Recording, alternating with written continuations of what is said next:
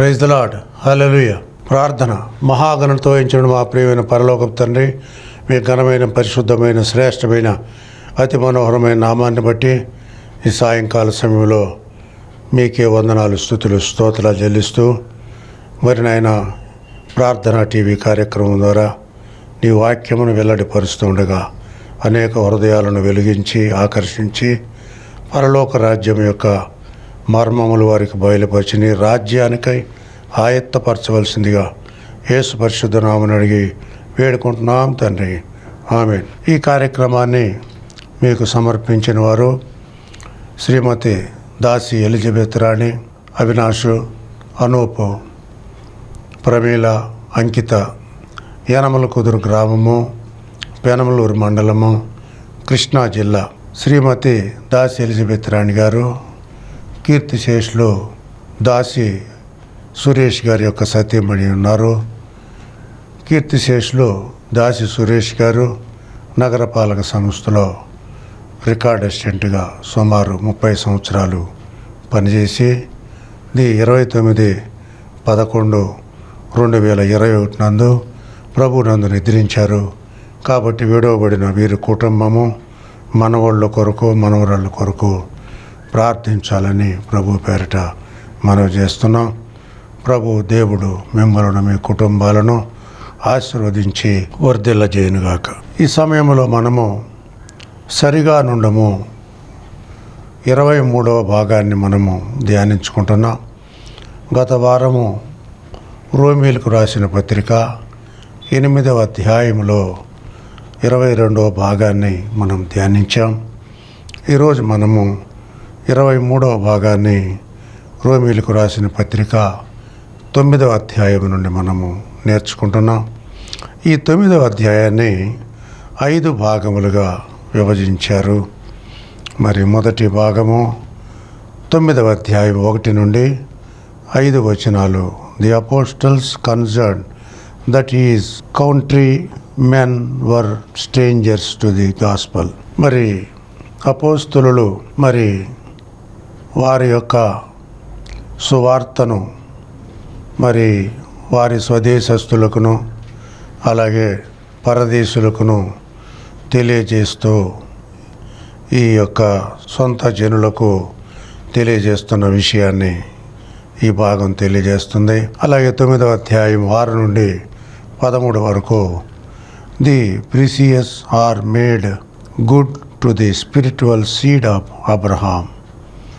మరి అబ్రహాం యొక్క వారసులు సంతానము ఎవరంటే వాగ్దానము చేయబడిన సంతానము మాత్రమే అని ఈ భాగం తెలియజేస్తుంది.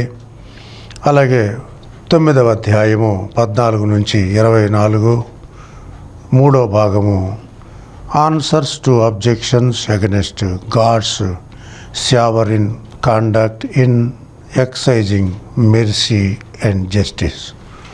మరి దేవుడు మరి వారి ఎడల దేవుని యొక్క సార్వభౌమాధికారము, ఔన్నత్యాన్ని, మరి ఆయన తీర్పును, న్యాయమును ఆయన వ్యక్తపరుస్తూ వారికి మరి జవాబు ఇచ్చుచున్నాడు. అలాగే 4వ భాగము 9వ అధ్యాయం 25 నుంచి 29 వచనాల్లో this sovereignty is in God's obeying both with Jesus and Gentiles. మరి ఈ యొక్క ఔన్నత్యము మరి dealing both with Jesus, Jews and Gentiles. మరి ఇది యూదులకును అన్యజనులకును మరి వర్తింపజేస్తూ దేవుడు వారికి దేవుడినై ఉన్నాను అని వ్యక్తపరుస్తూ ఉన్నాడు. 5వ భాగము 9వ అధ్యాయం 30 నుంచి 33 వచనాలు ది ఫెయిలింగ్ షార్ట్ ఆఫ్ జేస్ is doing to their seeking justification not by faith but by the works of the law. మరి యూదులు ఈ విషయంలో ఎందుకు సఫలము కాలేకపోయారు? మరి వారు క్రియల ద్వారానే ఒక మనుష్యుడు నీతిమంతుడిగా తీర్చబడుచున్నాడు అని అంటూ ఉన్నారు. కానీ వారు విశ్వాసము ద్వారా మాత్రము ఒక మనుష్యుడు యేసుక్రీస్తు ద్వారా నీతిమంతుడిగా తీర్చబడతాడు అని వారు ఒప్పుకొనట్లేదు. దానికి వ్యతిరేకంగా వారు మాట్లాడుతున్నారు. ఇప్పుడు మనము 9వ అధ్యాయము 1 నుండి చదువుకుందాం. బైబిల్ ఉన్నవారు మీ బైబిల్ తెరవండి. అపోస్తలుడైన పౌలు రోమీయులకు రాసిన పత్రిక 9వ అధ్యాయం 1 నుండి 5 వచనాలను ధ్యానించుకుందాం. నాకు బహు దుఃఖమును నా హృదయములో మానని వేదనయు కలవు. క్రీస్తునందు నిజమే చెప్పుచున్నాను, అబద్ధమాడుటలేదు. పరిశుద్ధాత్మయందు నా మనస్సాక్షి నాతో కూడా సాక్ష్యమిచ్చుచున్నది. సాధ్యమైన ఎడల దేహ సంబంధులైన నా సహోదరుల కొరకు నేను క్రీస్తు నుండి వేరై శాపగ్రస్తుడనై ఉండకూడదును. వీరు ఇశ్రాయేలీలు, దత్తపుత్రత్వమును మహిమయు నిబంధనలను ధర్మశాస్త్ర ప్రధానమును అర్చనాచారాధనను వాగ్దానములను వీరివి. పితరులు వీరివారు, శరీరమును బట్టి క్రీస్తు వీరిలో పుట్టెను. ఈయన సర్వాధికారి అయిన దేవుడయుండి నిరంతరము స్తోత్రారుడై ఉన్నాడు. ఆమేన్. ఈ భాగంలో పౌలు స్వతహాగా తన స్వజనులను గూర్చి మరి ఎంతో బాధను వేదనను వ్యక్తపరుస్తూ ఉన్నాడు. అపోస్తలుడైన పౌలు మార్పు చెందకముందు అతని పేరు సౌలు అని మనందరికీ తెలుసు. అతను ఎవరినని చెప్పుకుంటున్నాడు? 2వ కొరింథీ 11వ అధ్యాయాన్ని కనుక మనము చూస్తే అందులో పౌలు అంటాడు, నేను పరిసయ్యుడను, నేను బెన్యామీను వంశమునకు చెందినవాడను, నేను ధర్మశాస్త్రమును క్షుణ్ణముగా గమాలియేలు పాదముల యొద్ద నేర్చుకున్నాను. మరి వారు అపోస్తులుల, నేనును అపోస్తులుడనే అని పౌలు మరి ఛాలెంజ్గా తన స్వజనుల విషయమై మాట్లాడుతూ ఉన్నాడు. ఏమిటంటే వారు ఏమని వాదిస్తున్నారు? ఇశ్రాయేలీలమైనటువంటి మేము పూర్వము నుంచి ధర్మశాస్త్రము మాకే ఇవ్వబడింది, నిబంధనలు మావే, దత్తపుత్రులము మేమే, అర్చనాచారాదులను అంటే యాజకత్వము చేసి దేవాలయములో యాజకత్వము నిర్వహించిన వారము మేమే, వాగ్దానములు మావే అని వీరు వాదిస్తూ ఉన్నారు. పితరులు వీరివారు, శరీరమును బట్టి క్రీస్తు వీరిలో పుట్టాడు. యోహాను సువార్త 1వ అధ్యాయము 12వ వచనములో యోహాను అన్నాడు, ఆయన తన స్వకీయుల యొద్దకు వచ్చెను, అయితే వారు ఆయనను అంగీకరించలేదు. యేసుక్రీస్తు కూడా దావీదు సంతానములో జన్మించాడని మత్తయి సువార్త 1వ అధ్యాయము తెలియజేస్తుంది. కనుక యేసుక్రీస్తు శరీరమును బట్టి యూదుడే, ఆయన కూడా దావీదు సంతానమే, ఆయన కూడా అబ్రహాము సంతానమే. అయితే ఆయనను వారు అంగీకరించలేదు. ఇక్కడ పౌలును కూడా వీరు అంగీకరించడం లేదు. పౌలు ఇంతకుముందు ధర్మశాస్త్రమును విషయమై పట్టుదల కలిగి ఉన్నాడు. ఎవడైనా ధర్మశాస్త్రానికి వ్యతిరేకంగా మాట్లాడితే అలాంటి వారిని చెరసాల్లో వేసి బాధించి హింసించి చంపి వారిని మరి హత్యలు కూడా చేసినట్లుగా లేఖనాలు ఆయన చెప్పిన మాటలను బట్టి తెలియజేస్తుంది. అయితే ఇప్పుడు ఇతను మార్పు చెందిన తర్వాత ఈయన ఏమని చెప్తున్నాడు యూదులతో అంటే, మీరు సిలువ వేసిన ఆ యేసుని దేవుడు ప్రభువుగా క్రీస్తుగా ప్రతిష్ఠించాడు అని ఆయన వాదిస్తూ ఉన్నాడు. రోమీల వాదన ఏమిటి? మేము తప్ప వేరే ప్రభువులు లేరు. యూదులు రోమీల చేత పాలింపబడుతూ ఉన్నారు. వారు ఏ మతాన్ని అనుసరిస్తే మనకెందుకు? వారి మతము మనకు అడ్డము లేదు కదా. అయితే ఈ రోజున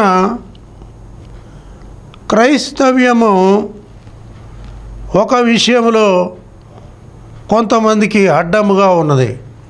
ఎలాగంటే క్రీస్తు విషయానికి వచ్చేసరికి ఇక్కడ పౌలు అంటున్నాడు 5వ వచనంలో, పితరులు వీరివారు శరీరమును బట్టి క్రీస్తు వీరిలో పుట్టాడు.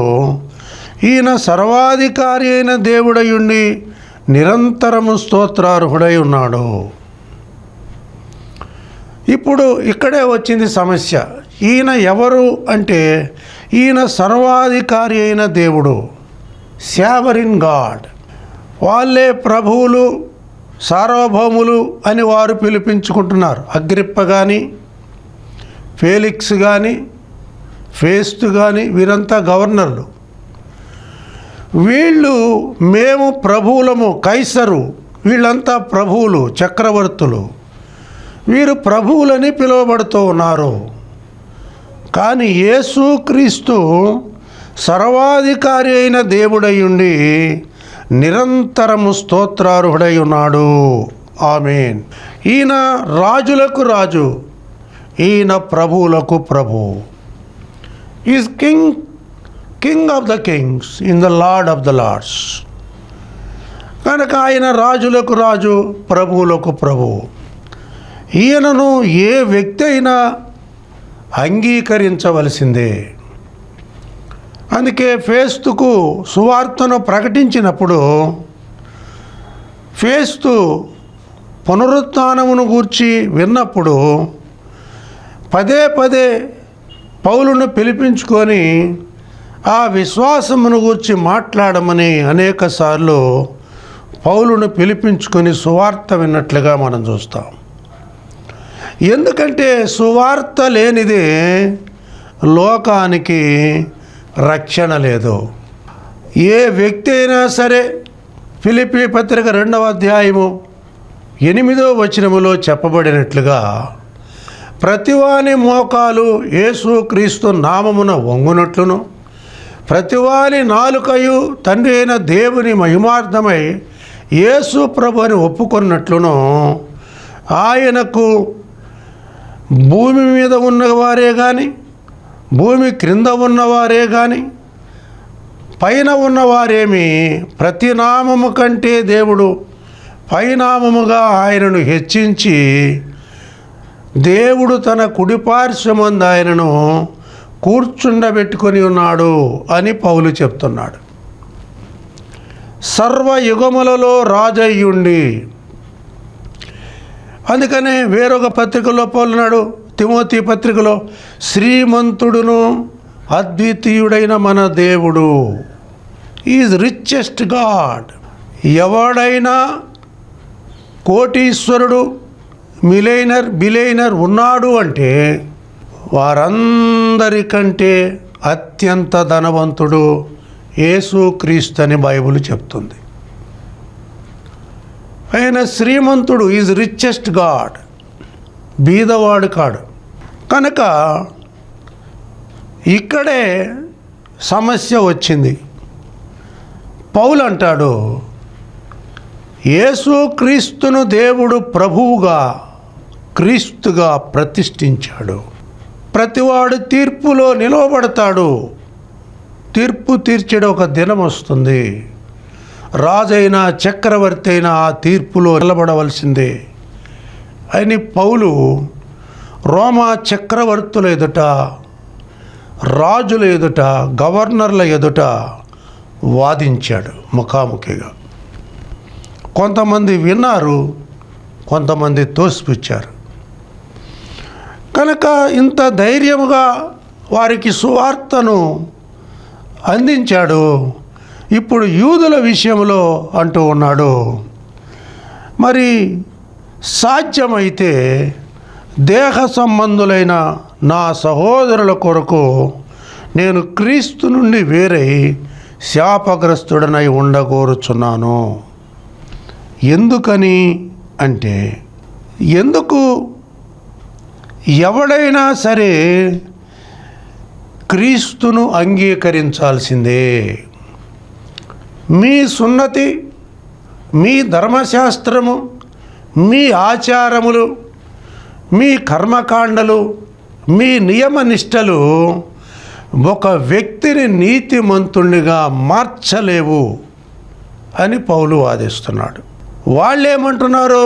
మా ధర్మశాస్త్రము మోషే మాకిచ్చాడు, పితరులు మావారు, అబ్రహాము, ఇస్సాకు, యాకోబులు మావారు, 10 ఆజ్ఞలు మావి, మరి నిబంధనలు మావి, మహిమ దత్తపుత్రత్వం మాదే అని అంటూ మేమే అబ్రహామునకు వారసులము అంటూ ఉన్నారు. అయితే పౌలు అంటున్నాడు, అబ్రహామునకు వారసులు శరీరమును బట్టి జన్మించుట వలన కాదు కానీ వాగ్దాన సంతానము ఏమైతే ఉందో, ఆత్మానుసారమైనటువంటి వాగ్దానము, విశ్వాస సంబంధమైనటువంటి వాగ్దానము ఏమైతే ఉన్నదో, విశ్వాసము ద్వారా మాత్రమే మీరు కుమారులుగా తీర్చబడతారు కానీ శరీరానుసారముగా మీరు కుమారులని తీర్చబడలేరు అని పౌలు వాదన.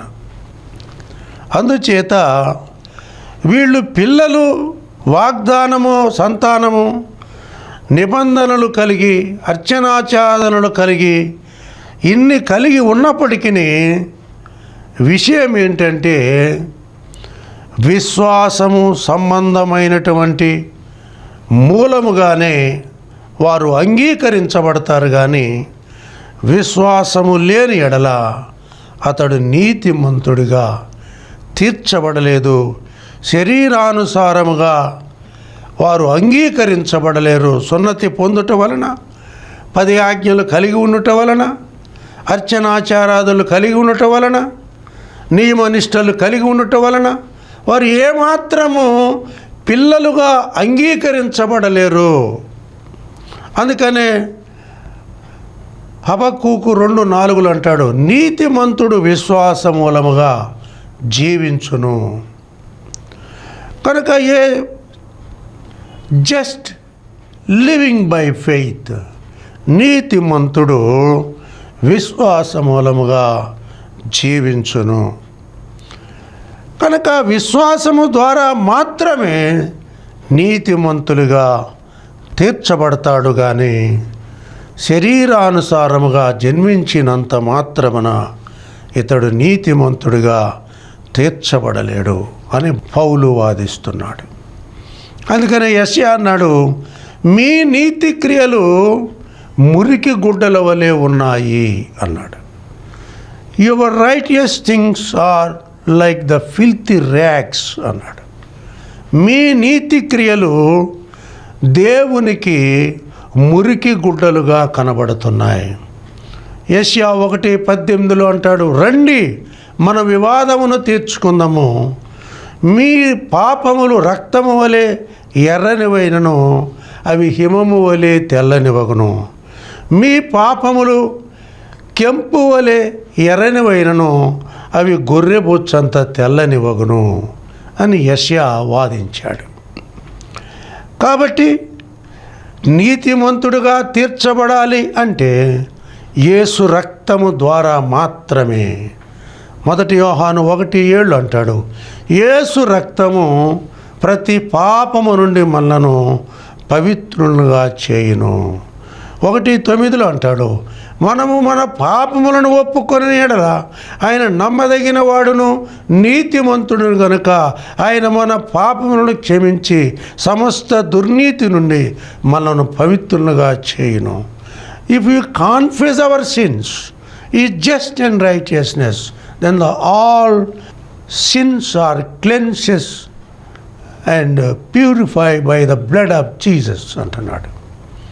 యేసు రక్తము ద్వారానే ఒక మనుష్యుడు నీతిమంతుడిగా తీర్చబడగలడు. మరి ఏ విధమైనటువంటి సాధన చేత ఒక వ్యక్తి నీతిమంతుడిగా తీర్చబడలేడు అని పౌలు ఈ యూదులను గూర్చి మాట్లాడుతూ ఉన్నాడు.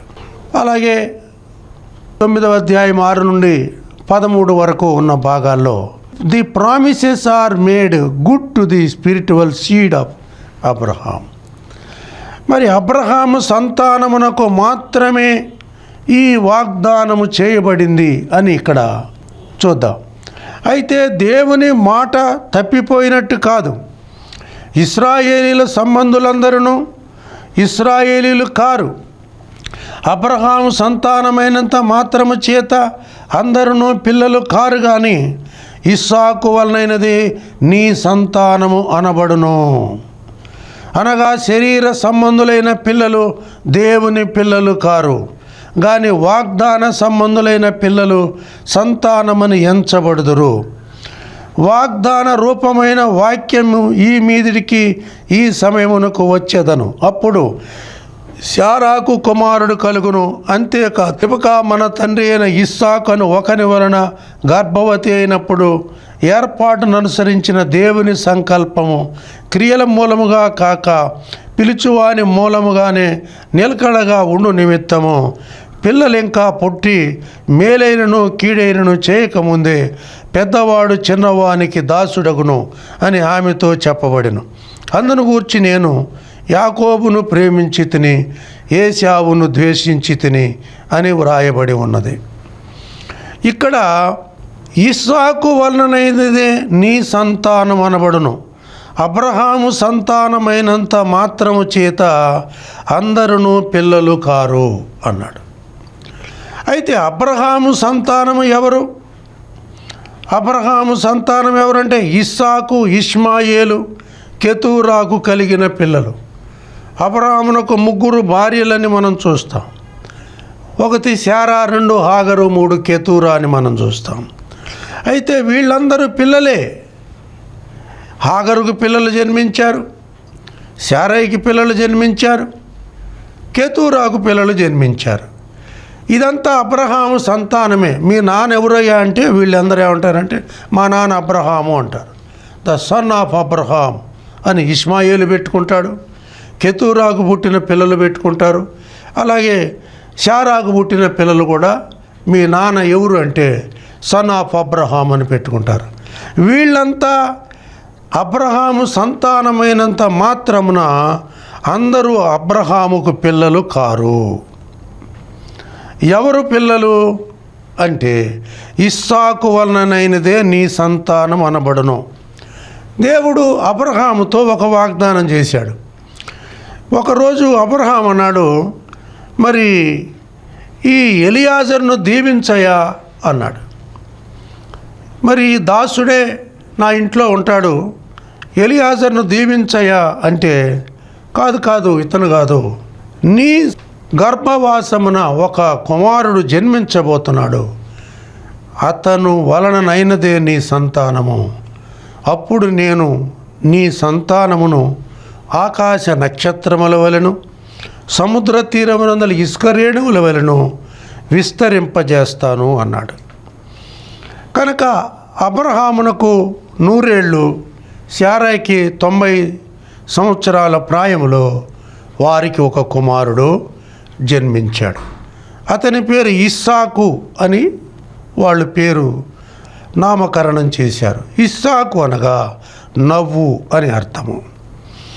అయితే ఇస్సాకు దేవుడు చేసిన వాగ్దానం వలన జన్మించాడు. కనుక ఆ ఇస్సాకునకు వివాహమైంది రిబకాతో. అప్పుడు వారికి 2 పిల్లలు జన్మించారు, యాకోబు, ఏశావు. ఏశావు శాపము పొంది బహిష్కరించబడ్డాడు. యాకోబు మరి పారిపోయి 4 భార్యలను వివాహం చేసుకొని 12 మంది సంతానాన్ని కన్నాడు. ఆ 12 మందే 12 గోత్రాలుగా పిలువబడ్డారు. వాళ్ళు 70 మందిగా ఐగుప్తునకు వెళ్ళి సుమారు 40 లక్షల మందిగా మార్పు చెందారు. అదే అబ్రహాము సంతానం అని పిలువబడుతుంది. వాగ్దాన రూపమైన వాక్యం ఇదే, మీదికి ఈ సమయమునకు వచ్చేదను, అప్పుడు శారాకు కుమారుడు కలుగును. అంతేకాదు, రెబకా మన తండ్రి అయిన ఇస్సాకు అను ఒకని వలన గర్భవతి అయినప్పుడు ఏర్పాటును అనుసరించిన దేవుని సంకల్పము క్రియల మూలముగా కాక పిలిచివారి మూలముగానే నిలకడగా ఉడు నిమిత్తము పిల్లలు ఇంకా పుట్టి మేలైనను కీడైన చేయకముందే పెద్దవాడు చిన్నవానికి దాచుటగును అని ఆమెతో చెప్పబడిను. ఇందును గూర్చి నేను యాకోబును ప్రేమించి తిని ఏశావును ద్వేషించి తిని అని వ్రాయబడి ఉంది. ప్రార్థన చేసుకుందాం. మహాగణత వహించుండి మా ప్రియమైనటువంటి పరలోకపు తండ్రి, ఇంతవరకు చెప్పబడిన లేఖన భాగాలను మరి ప్రార్థన టీవీ శ్రోతల్లో ఫలింపజేసి మొలకెత్తునట్లుగా 30 అంతలుగా 60 అంతలుగా 100 అంతలుగా 1000 అంతలుగా చిగురించి ఫలించినట్లుగా సహాయం చేయమని, నీ రక్తము చేత ముద్రించమని, స్పాన్సర్ చేసిన కుటుంబాలను ఆశీర్వదించమని యేసు పరిశుద్ధ నామమున అడిగి వేడుకుంటున్నాం తండ్రి. ఆమేన్. తండ్రి అయిన దేవుని ప్రేమ, కుమారుడైన యేసు క్రీస్తు కృప, పరిశుద్ధ ఆత్మదేవుని యొద్ద నుండి వచ్చు అన్యోన్య సహవాసమైన సన్నిధి భూలోకమున్నటువంటి సకల పరిశుద్ధులకును విశ్వాసులకును ఇంతవరకు ఆయన మాటలు విన్నటువంటి ప్రార్థన టీవీ శ్రోతలందరికీ ఇప్పుడు ప్రభు వచ్చే వరకు సదాకాలము తోడయుండి నడిపించునుగాక. ఆమేన్. యేసు రక్తమే జయం, శిలువ రక్తమే జయం, అపవాది శక్తులకు సర్వం నాశనం. యేసు నామమునకే సంపూర్ణ జయం కలుగునుగాక. ఆమేన్. God bless you. అందరికీ వందనాలు. Thank you.